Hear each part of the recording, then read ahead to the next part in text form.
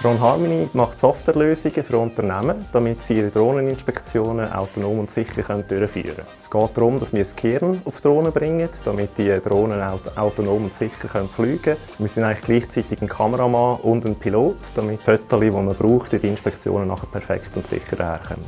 Das Innovative hinter unserem Produkt ist, dass wir eine Software bauen, damit jeder die Drohnen fliegen kann, die man im Supermarkt kaufen kann.